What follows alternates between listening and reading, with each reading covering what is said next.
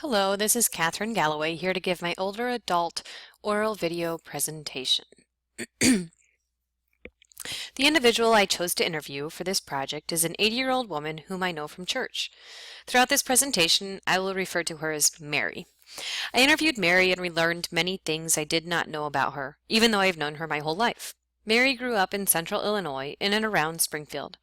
Her parents each had a 10th grade education and her father was a farmer. However, her father got sick when she was young and they moved from the country into town when she was in the first grade. Mary is the middle child and has two sisters whom were all the apples of their father's eyes. Mary was a self-described shy, socially awkward bookworm from 5th grade through high school. She explained that she would go out of her way when walking to school to avoid any social interaction at all. This is surprising because Mary is known now to talk to anyone and everyone, and she doesn't know a stranger. Now that I've told you a little bit about Mary, I'd like to explore her development. I was very interested in Mary's grade school and teenage years, since she describes herself as painfully shy and socially awkward, and this is so different from the Mary that I know. I will be looking at Mary's life in relation to Stage 5 and Stage 6 of Erikson's psychosocial developmental theory. As Erikson's theory suggests, each stage of development has a distinct crisis. Stage 5 is through adolescence, or about the ages of 12 to 18 years old. The crisis at this stage is identity versus identity confusion. At this stage, individuals are trying to figure out who they want to be, and they may try out different roles as they develop themselves. As they try to integrate new roles into their identity, they will either feel comfortable with their new roles or will experience confusion, thus leading to identity confusion. I will also briefly discuss Stage 6 since I am looking at Mary at the age of adolescence into early adulthood. Stage 6 is during the ages of 18 to 35, and the main crisis at this point is intimacy versus isolation.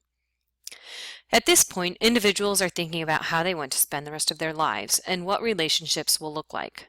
Will they be in long-term intimate relationships, or will they be isolated throughout their adult lives?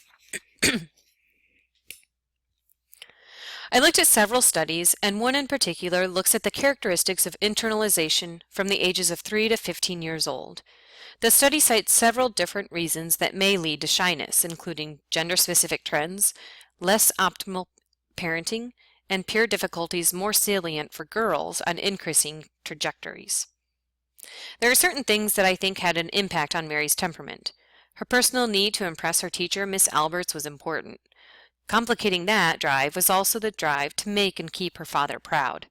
Her gender as a female also leads to a tendency to be more shy.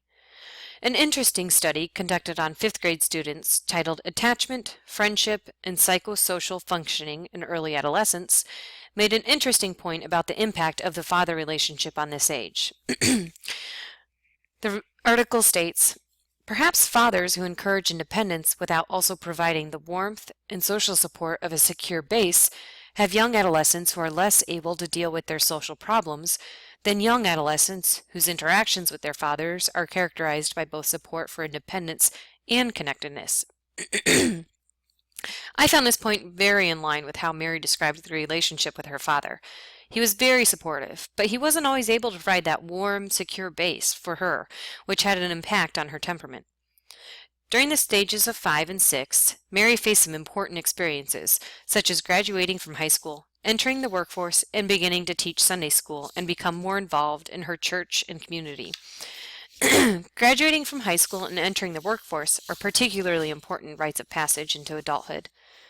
An article titled The Ego Virtue of Fidelity as a Psychosocial Rite of Passage in the Transition from Adolescence to Adulthood looked at how ceremonial rites of passage are important and how those rites of passage can affect the transition into the next stage of development. As the article states, it is only when an individual is physiologically, cognitively, and emotionally equipped, and when the appropriate psychosocial crisis has been successfully resolved, that the corresponding ego strength will emerge and flourish. I think this sums up Mary's experience quite well. Her transition from stage 5 into stage 6 was also met with her transition out of shyness because her whole person was developed in order to facilitate that. There are significant challenges and accomplishments that Mary faced in stages 5 and 6. She graduated high school on a Friday and entered the full-time workforce the next Monday.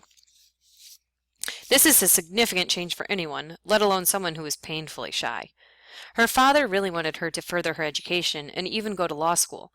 However, Mary made the choice to enter the workforce because she knew that she would continue to be a bookworm and stay introverted for the rest of her life if she continued her schooling.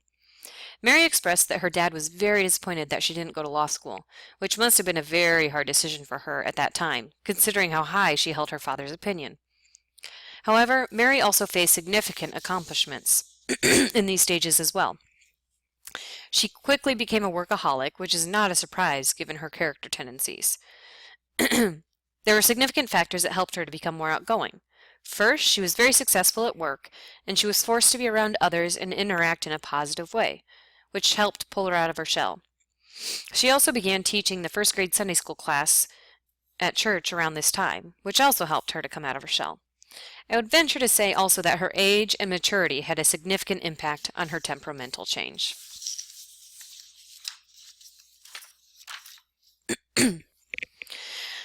As I've already described, Mary faced the decision to continue as the shy bookworm that she had identified with for a majority of her life, or she could change her identity and begin to try out new roles. As you know, Mary made the decision to try a new path, and she was able to identify with the new role that she tried. In this instance, Mary worked through the identity versus identity confusion crisis as she tried to be more outgoing, meet new people, and build relationships. She was able to feel comfortable being outgoing, and she eventually fully adopted this as her identity. Also, since I'm focusing on Mary's development around adolescence and early adulthood, there is another crisis that was covered at that time. Intimacy versus isolation, in which Mary made decisions not to isolate herself, but become an active member of her community. However, it is worth noting that Mary never dated and never married, so while I would argue that she was not completely isolated, she was always involved in work, community, and church, she was not involved in any intimate relationships, and therefore she was still isolated in a sense.